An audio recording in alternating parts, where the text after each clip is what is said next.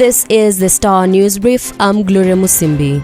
Senior police officers normally under pressure from politicians to come out in full force to tear gas, baton charge and break up demos or even shoot with live bullets can now be held personally liable for the brutality. The High Court has struck a major blow for humane and better policing standards, in which the police have to be deliberate in dispersing protests, well aware that acting outside the law could have serious personal, professional and financial consequences if affected protesters or activists dash to court for justice. The decision will definitely have a chilling effect on the brutal and excessive force routinely unleashed by police on peaceful and unarmed protesters. Former Inspector General of Police Japheth Koome could be dragged through a landmark criminal trial for the acts of officers under his command who violently disrupted a doctor's peaceful protest in April last year.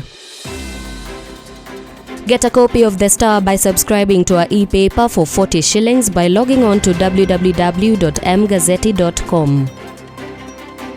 Wielding victim card and ramping up the anger among his ethnic Kikuyu community, you are yet to see the last of impeached Deputy President Rigathi Gachagua, a freshly published analytical book says. The book, published by the Nairobi Law Monthly associated with lawyer Ahmed Nasir Abdullahi, says that Gachagua has strategically singled out waxing up the anger among his Mount Kenya folk as a way of not just dimming the re-election chances of President William Ruto but also boosting his ratings in the speculative political market.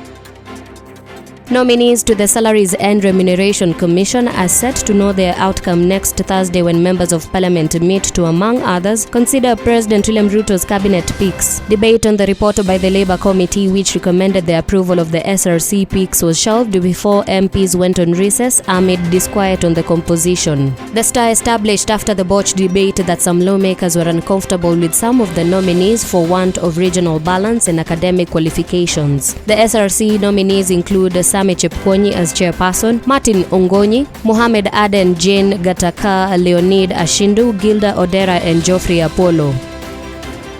The government has announced recruitment of youth wishing to work in the United Arab Emirates. State Department for Technical Vocational Education and Training Principal Secretary Esther Moria has asked Nyeri National Polytechnic Chief Principal Dr. David Mwangi to host the recruitment. In a letter dated January 6, Moria asked the institution to mobilize the youth to turn up for the exercise. The PS said there is need for learning institutions to support the government's effort in opening up employment opportunities for young Kenyans.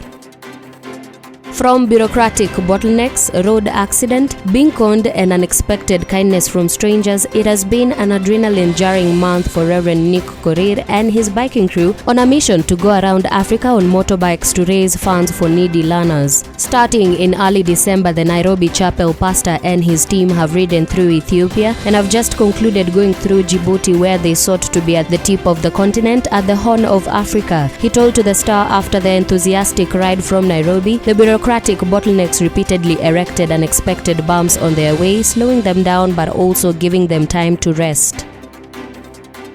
Get a copy of The Star by subscribing to our e-paper for 40 shillings by logging on to www.mgazzetti.com.